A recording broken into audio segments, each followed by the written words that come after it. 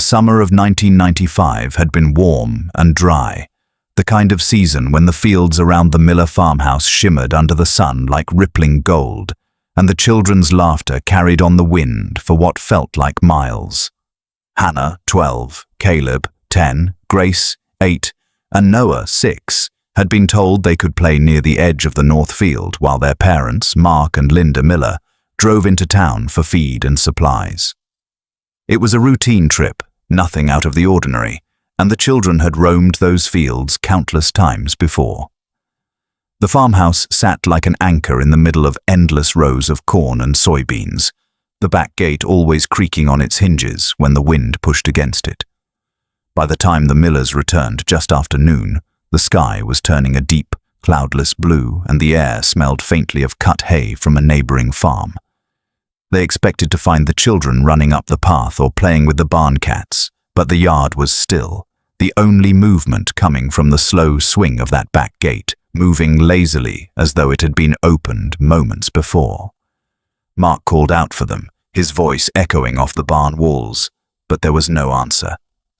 The search began quickly, first around the property, then out toward the edges of the fields where the stalks stood tall and close. Linda's voice grew sharper, more desperate, until it was swallowed by the rustle of the corn. Within an hour, neighbors had joined, shouting the children's names into the wind, their boots leaving frantic trails in the soft dirt. By evening, the sheriff's deputies arrived with dogs, their low, urgent commands cutting through the growing tension. Flashlights swept across the land well into the night, their beams slicing through the dark as if determined to peel back the truth hiding somewhere in the fields. The next day brought more searchers, some from towns miles away, all combing through ditches, ponds, and abandoned sheds. Despite the size of the search, no sign of the four was found. No footprints leading away, no torn clothing snagged on fences, no sound to follow in the silence that seemed heavier now. Whispers began to spread, quiet and suspicious, about a drifter who had been seen near the old highway, a man with no ties to the town and a habit of keeping to himself. The authorities questioned him, searched his belongings, and found nothing that could connect him to the disappearance. Days stretched into weeks, the initial frenzy of the search giving way to a quieter, more hollow kind of waiting. Posters bearing the children's faces weathered in the sun on telephone poles. The Millers' once busy farmhouse became a place of closed curtains and unanswered knocks, while the small farming community around them carried the weight of 4 empty chairs and a question that would not fade. By the end of that summer, the case had gone cold, but the land remembered. Every whisper of wind in the corn carried the echo of voices no one could hear anymore. By the year 2023, the story of the Miller children had become a faded memory for most, reduced to a yellowing stack of forgotten newspaper clippings in the archives of the county library, and a cautionary tale occasionally whispered by older residents to their grandchildren. But for Rachel Miller, the eldest sister who had been 16 on that sunlit day in the summer of 1995, the loss had never been pushed to the quiet corners of her mind. It was not something she could fold away neatly and store with the rest of her childhood, because her childhood had ended the moment she returned from her part-time job at the diner to find her parents standing in the yard, faces pale, voices breaking, the air around them carrying the raw edge of panic. Guilt had settled into her bones like an old injury that ached whenever the weather turned, a constant reminder that she had not been there to watch over Hannah, Caleb, Grace, and Noah when her parents drove into town. Over the years, she had kept a cardboard box tucked beneath her bed, filled with photocopied police reports, hand-drawn maps of the surrounding fields, and dozens of clippings from newspapers in Iowa and neighboring states. The ink had faded, but the memories those papers held had not. She could recite the timeline of that day as if she had lived it 1,000 times. And in a way, she had, replaying every hour, every choice, every moment that could have changed the ending. Friends and family had urged her to let it go, to stop picking at a wound that would never heal. But Rachel's instincts told her the answer had always been closer than anyone wanted to admit. She believed the truth was buried not in some faraway place, but somewhere in the familiar roads and fields she had walked as a girl. The town itself had aged, its main street quieter now, the old hardware store boarded up, the grain elevator standing like a tired sentinel over streets that no longer bustled. People who had once been neighbors were gone, their homes either abandoned or replaced by strangers who did not know the history of the land. Rachel had stayed away for years, unable to face the way time had changed the place, but she had never stopped her search. She scoured online forums late at night, exchanged letters with retired detectives, and followed every lead, no matter how improbable. The box beneath her bed was more than just a collection of paper and photographs. It was the only tangible link she had left to her siblings, a map she believed could still lead her to them. And though nearly 3 decades had passed, Rachel knew the silence around the case was not the kind that came from the absence of answers. It was the kind of silence that concealed them. In early autumn of 2023, when the fields surrounding the old Miller property were beginning to fade from green to gold, Evan Price, a local drone enthusiast, spent his weekend exploring the sky above a stretch of forgotten farmland roughly 5 miles from where the children had vanished all those years ago. He had no connection to the case, no knowledge that his flight path drifted over land that once sat on the periphery of whispered suspicion. His interest lay in the patterns of decay, the way rust spread across tin roofs and weeds swallowed fence lines, turning them into crooked lines in an endless quilt of earth. That afternoon, his drone's camera swept low over a collapsed barn, its skeletal beams jutting upward like the ribs of some long-dead animal.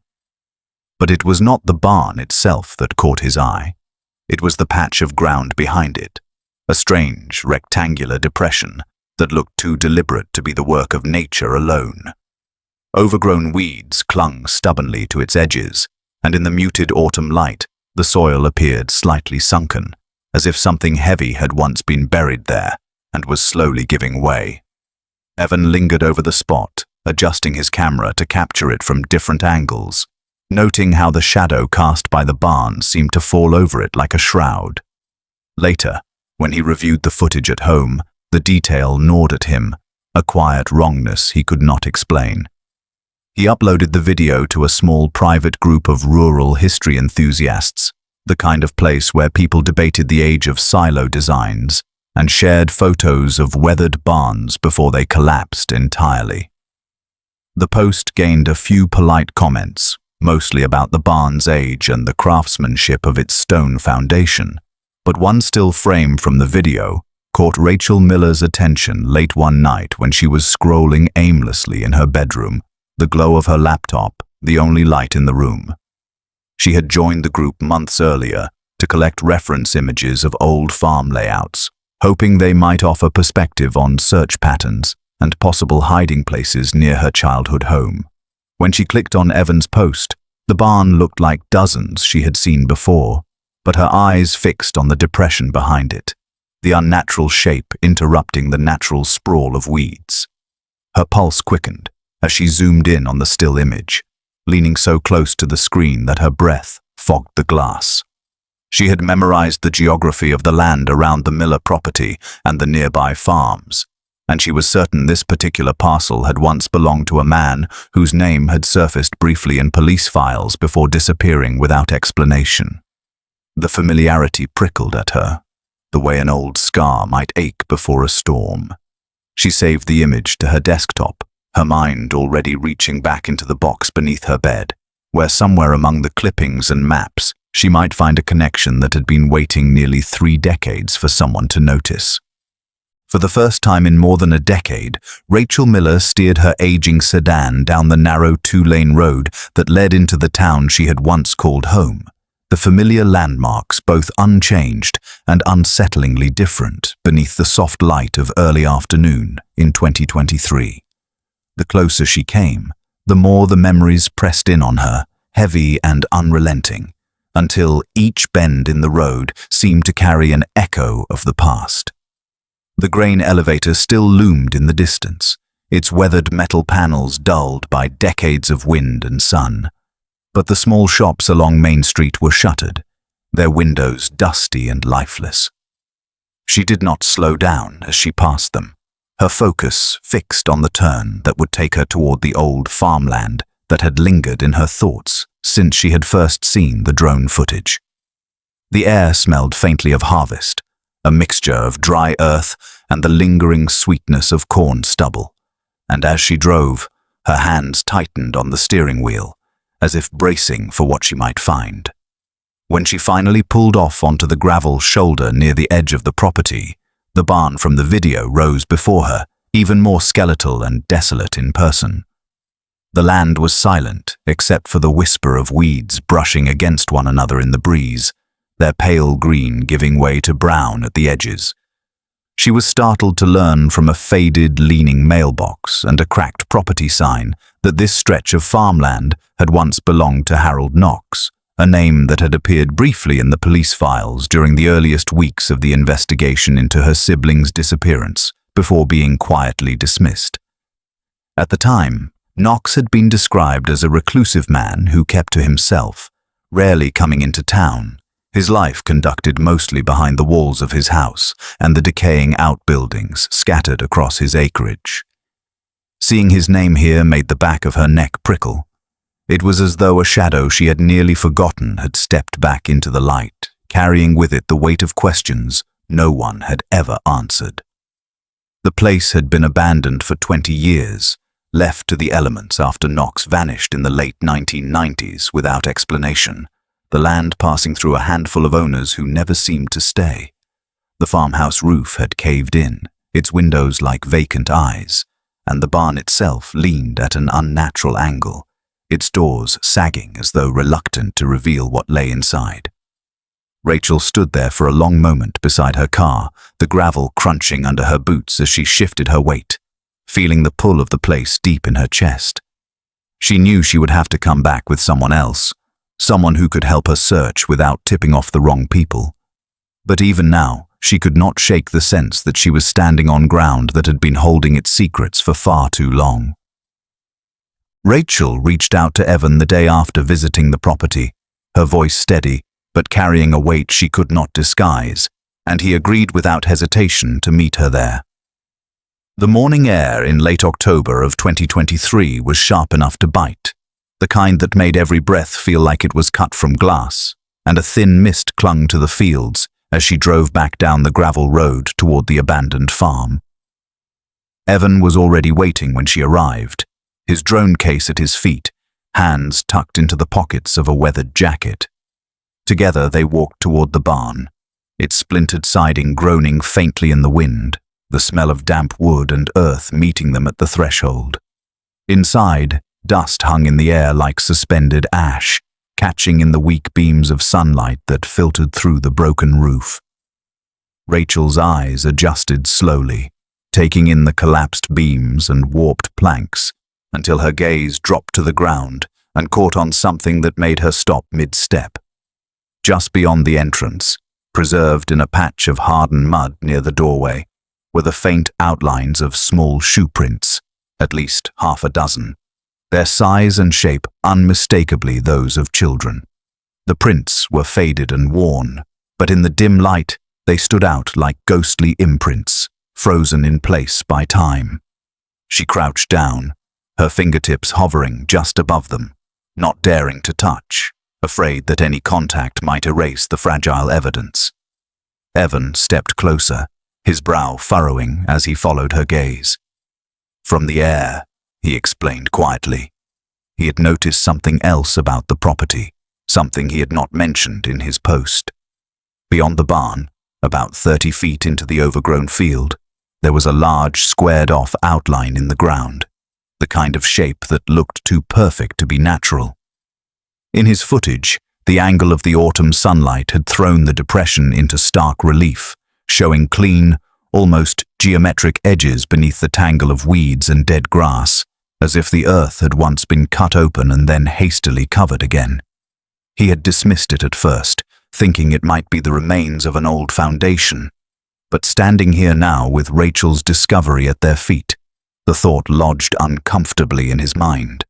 The air inside the barn felt colder than outside, and Rachel shivered, pulling her coat tighter as her eyes swept the shadowed corners, where piles of debris leaned against the walls. The silence was thick, broken only by the occasional creak of the structure settling. She straightened, meeting Evan's gaze, the unspoken thought hanging between them. Whatever had happened here had left traces, both on the land and in the air, as though the place itself was holding its breath.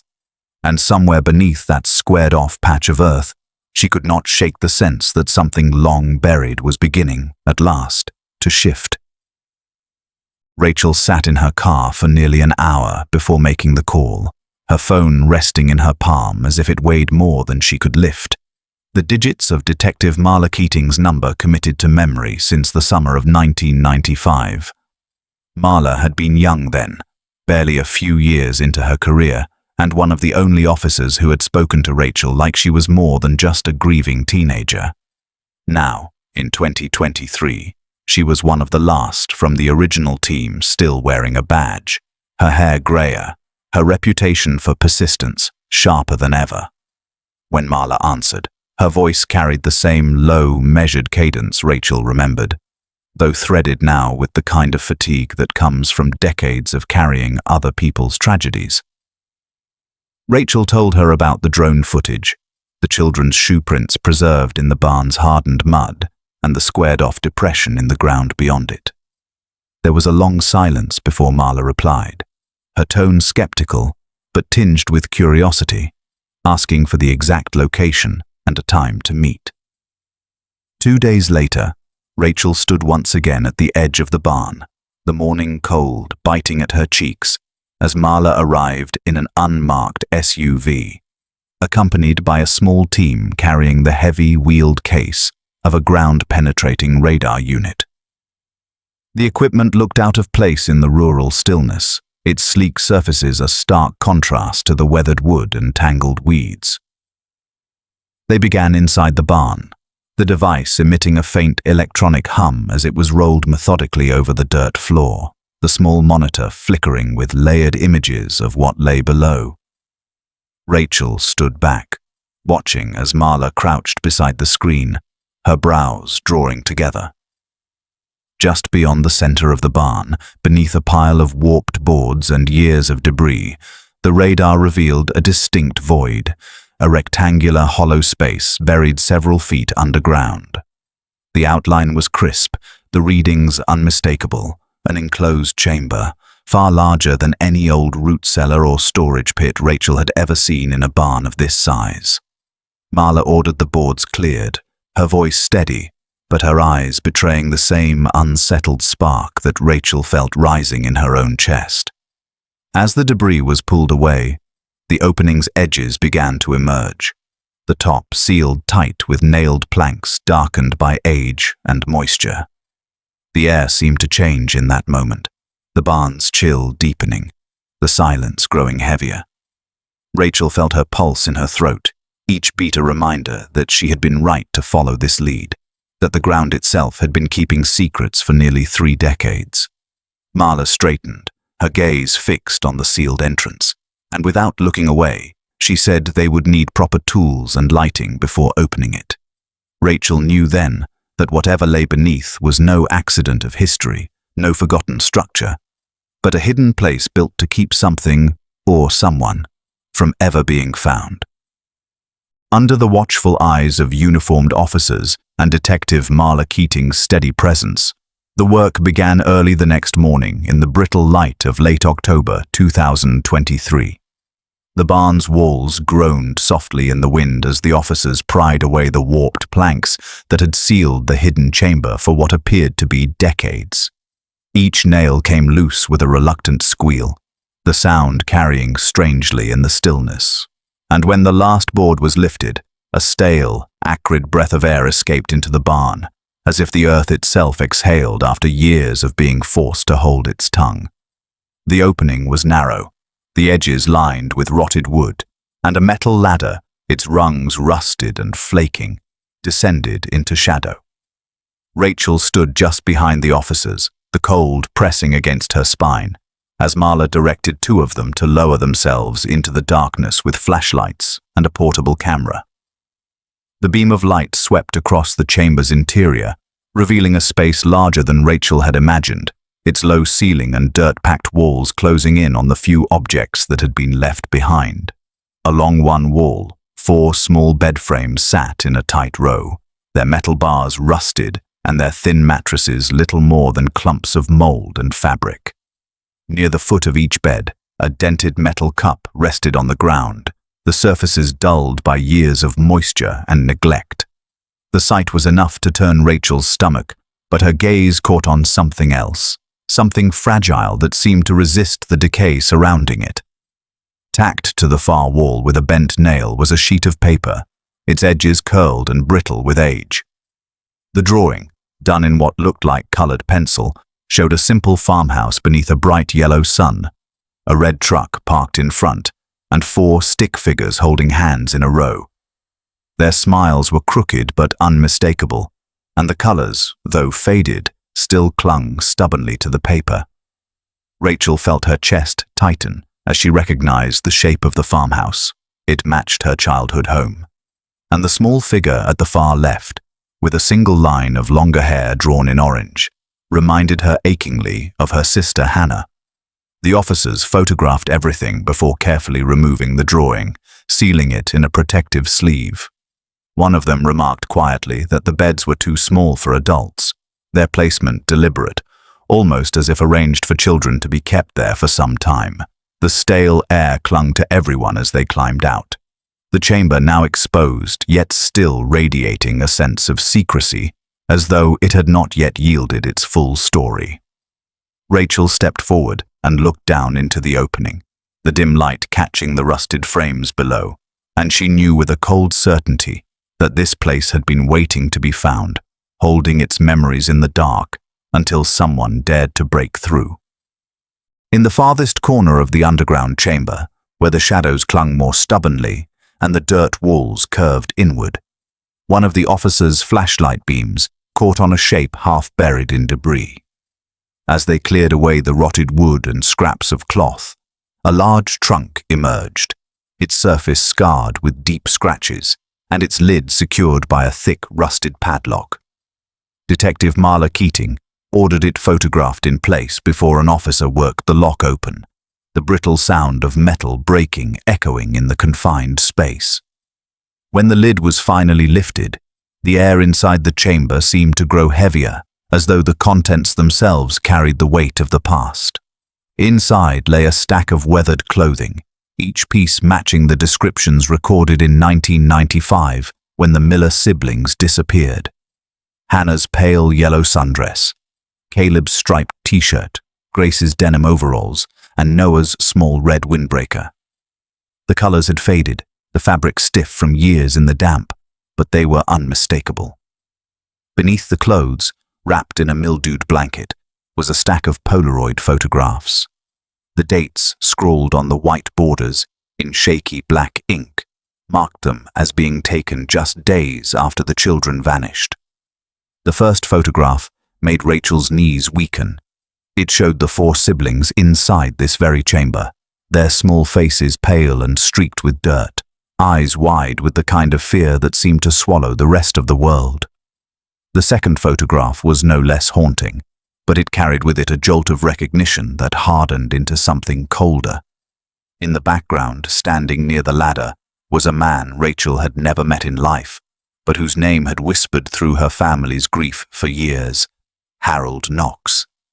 His face was partially shadowed, but the lines of his jaw and the narrow set of his eyes were clear enough to match the single grainy image Rachel had once found in the old police files. He wore a dark jacket, his posture rigid, his hand resting on the ladder's rung as if ready to leave.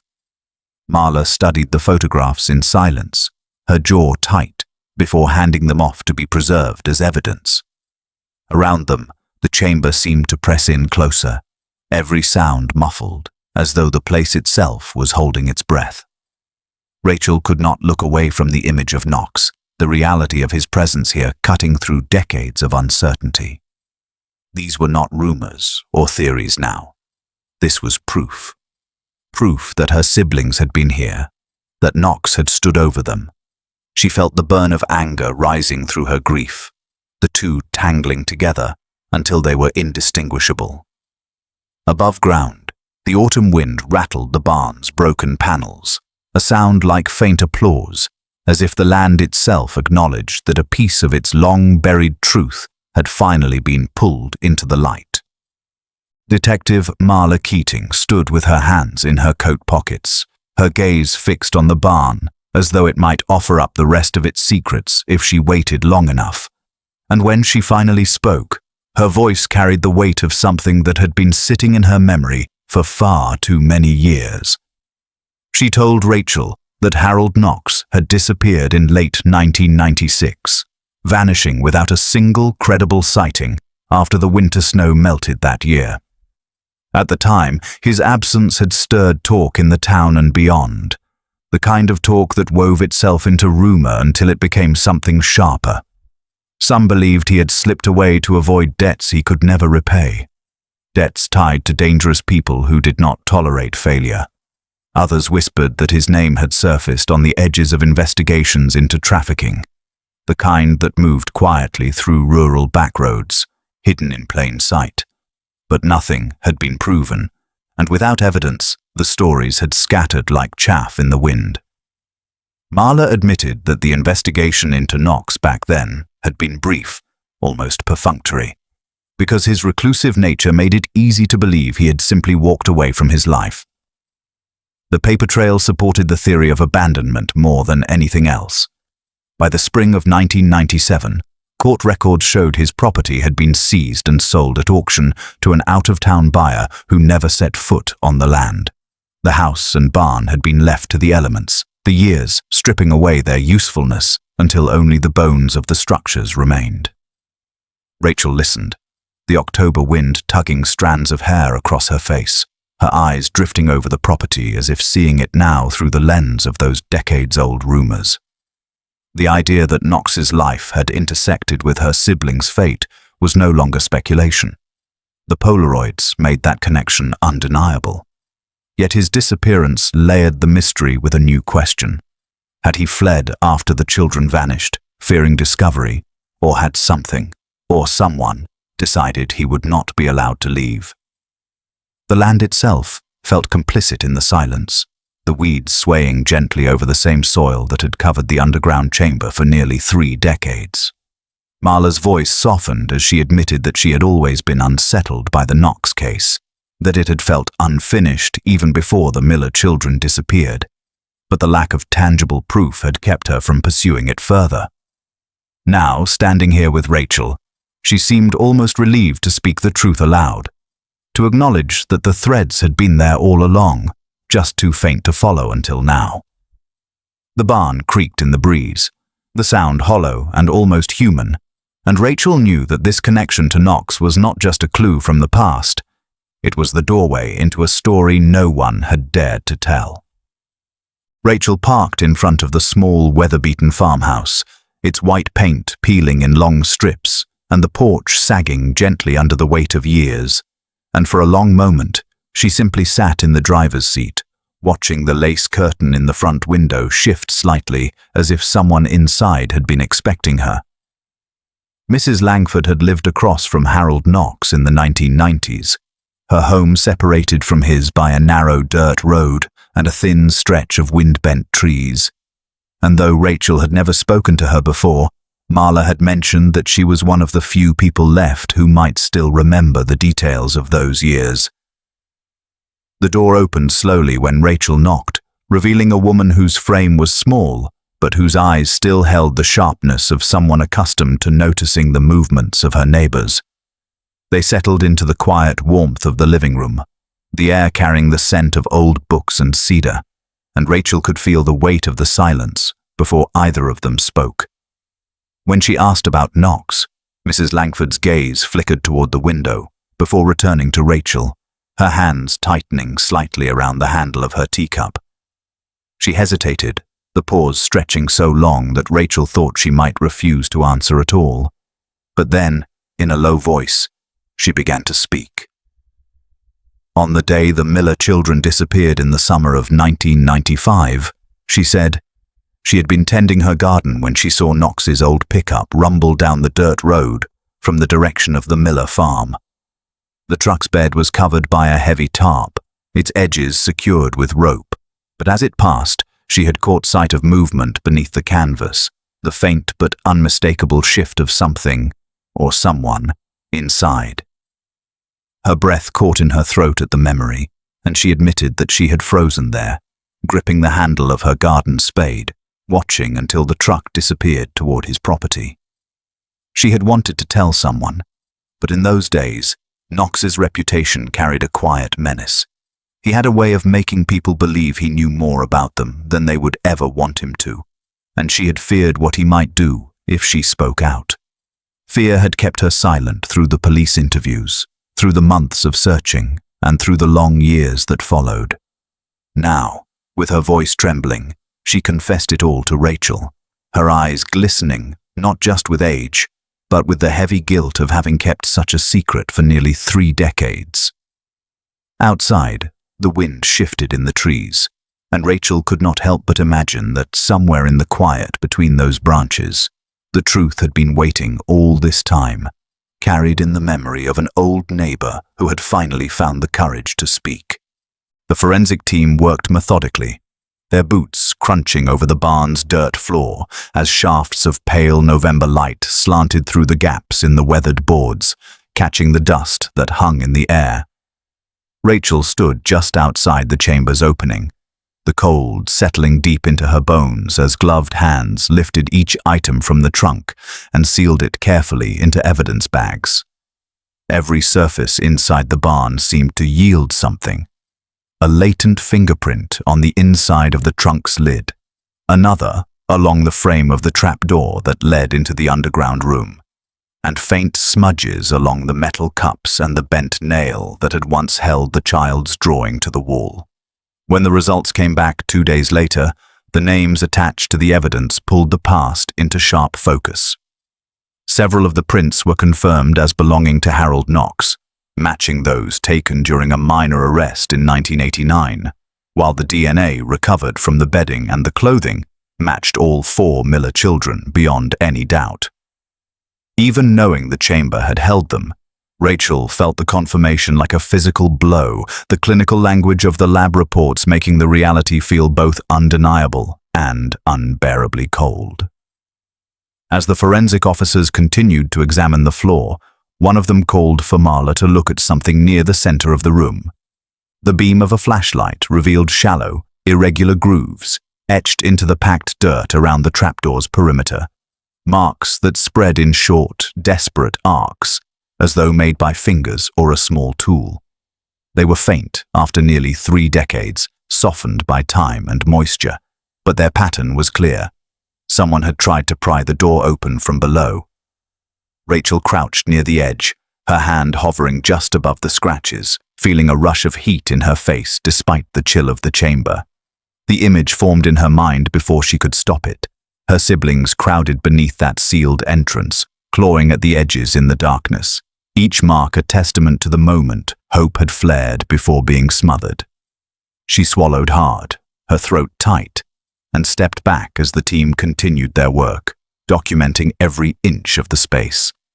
The barn seemed to absorb the weight of what they had found, its timbers creaking softly as if in response, the sound barely audible over the quiet murmurs of the investigators. Outside, the wind stirred the dry grass in restless swells, carrying with it the cold scent of the fields. Rachel stood in the doorway, her eyes fixed on the horizon, knowing that the evidence had transformed the mystery into something tangible, something the law could no longer ignore.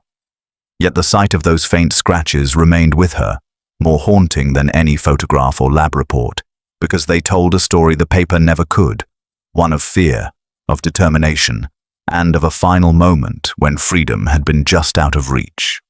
When the FBI stepped into the case, the tone of the investigation shifted, the quiet persistence of local law enforcement replaced by a broader, more methodical reach that stretched across borders and into the half-forgotten corners of old records. Rachel watched from the periphery as agents moved with a kind of precision that suggested they were accustomed to chasing ghosts, their questions cutting straight to the pieces of Knox's life that had long been left untouched. They began by reconstructing his final months in Iowa, tracing the sale of his livestock, the sudden closing of his bank account in late 1996, and the appearance of his name on a set of border entry logs in early 1997. Those records placed him crossing into Canada through a remote checkpoint in Manitoba, driving a truck registered in his own name, though no exit record was ever found. From there, the trail was little more than a faint thread, stitched together by faded receipts, handwritten notes in a rural post office ledger, and the memories of people who had not thought of Knox in decades. One lead drew the agents north to a small fishing town on the edge of the Pacific, the kind of place where the air smelled of salt and diesel and the rhythm of life was measured by the tides. It was here that several older residents recalled a man who fit Knox's description, tall with narrow shoulders and an expression that seemed to be listening for danger. Spending several weeks in the area, he had kept mostly to himself, sleeping in a room above the dockside tavern, paying cash for everything and asking occasional questions about ships heading farther north. The last memory anyone had of him was watching him walk down the pier early one fog-laden morning, a canvas duffel slung over his shoulder, before stepping aboard a cargo vessel bound for Alaska. The ship's manifest from that week listed only its crew, no passengers, and the company that owned it had long since folded, its records scattered or lost. Standing in the barn doorway as Marla relayed the news, Rachel felt the familiar frustration of an answer that was not an answer at all. Knox had slipped beyond the reach of official records into a place where the truth could dissolve in the endless water between coastlines. The agents promised they would follow the trail, sending requests to contacts in Alaska, but Rachel sensed the same uncertainty in their voices that she had heard so many times before. Outside, the November wind swept across the empty fields, carrying with it the sound of brittle stalks knocking together, and she wondered if Knox had ever planned to return, or if the sea and its remote harbors had swallowed the last of him. The knowledge that he might have lived out his years in some isolated corner, untouched by justice, made the air taste colder. Yet beneath that cold was something else. The quiet certainty that his story was not finished. Not yet. The decision to demolish the barn came only after every scrap of evidence had been catalogued and removed, the structure now leaning so precariously that each gust of wind made its timbers groan in protest. On the morning the demolition crew arrived, the air was brittle with the first edge of December frost, and a team with cadaver dogs swept the grounds one final time, their movements practiced and unhurried. Rachel stood off to the side with Detective Marla Keating, her breath clouding in the cold, watching as one of the dogs veered toward the depression in the earth that Evan had first spotted in his drone footage. The dog's sudden stillness, followed by the insistent scratching at the frozen ground, drew the attention of the handlers immediately. Another dog was brought in to confirm, and when it alerted in the exact same spot, the quiet on the property thickened into something heavier. The demolition was halted, and shovels replaced machinery. It did not take long for the earth to yield its secret. Less than 3 feet down, wrapped loosely in what had once been a canvas tarp, were the skeletal remains of an adult. The bones were lifted with careful hands, the cold soil falling away to reveal fragments of fabric, a rusted belt buckle, and the faint outlines of a face long gone to time. Forensic examination confirmed what Rachel had not dared to expect. The remains belonged to Harold Knox. The cause of death was blunt force trauma to the back of the skull, the fracture so severe it had been instantly fatal.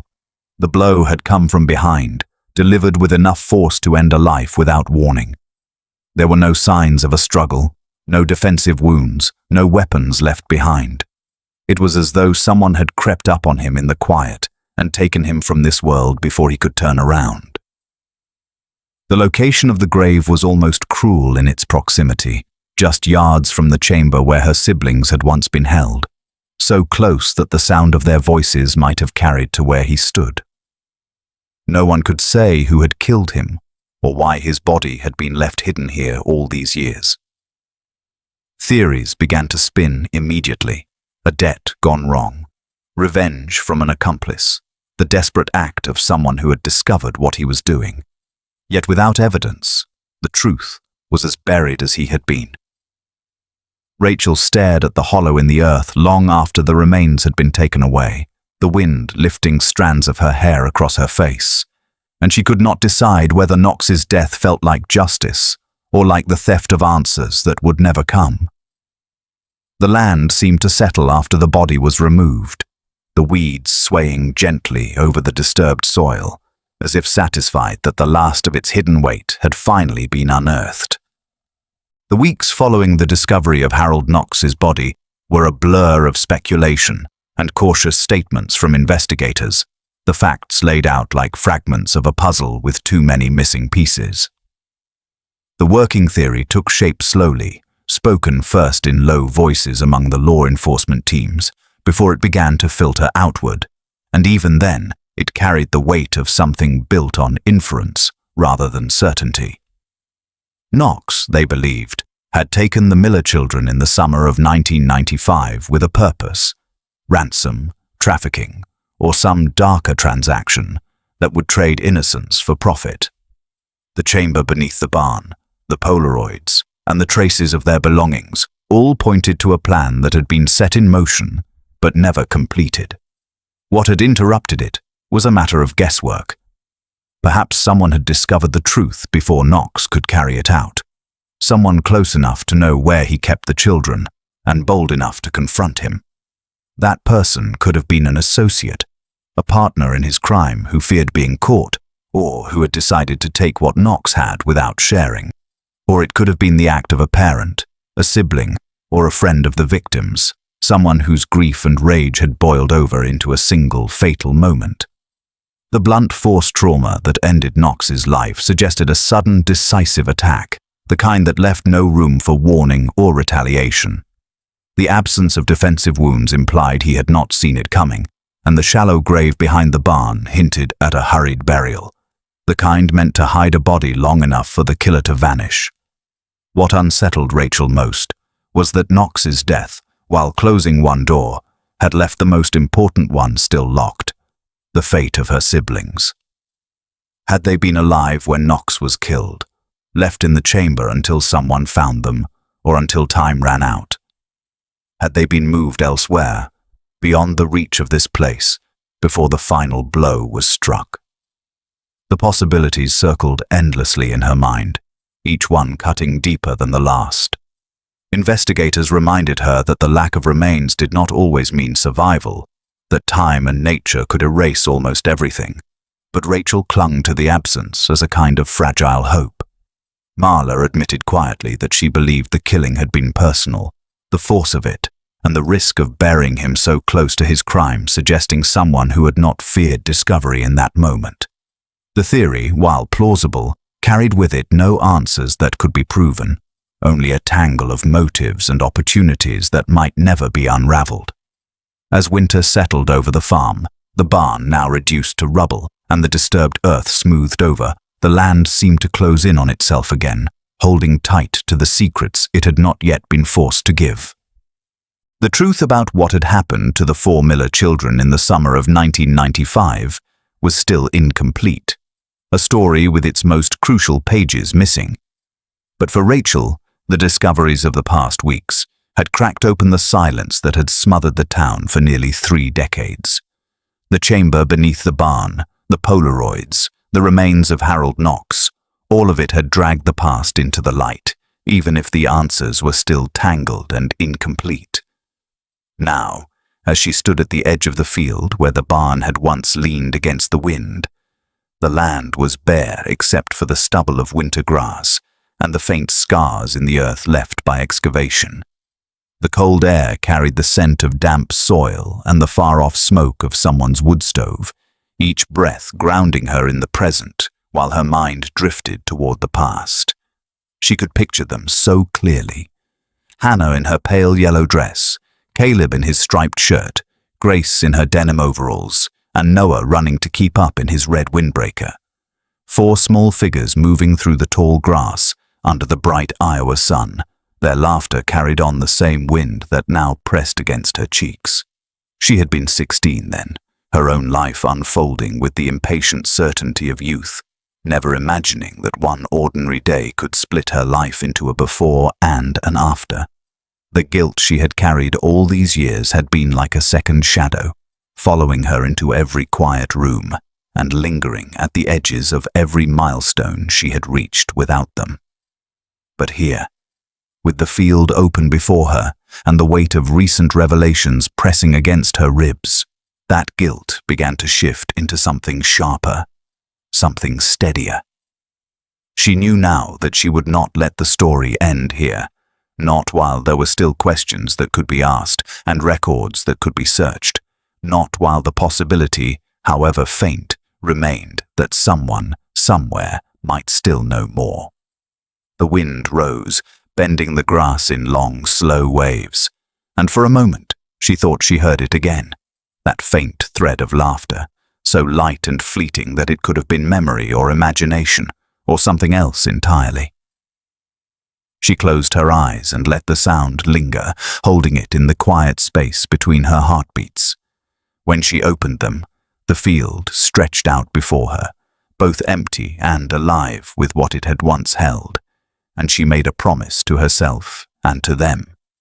Whatever years it took, whatever paths she had to walk, she would spend the rest of her life chasing the final chapter until the last unanswered question had been spoken aloud and the silence that had ruled since 1995 was gone forever.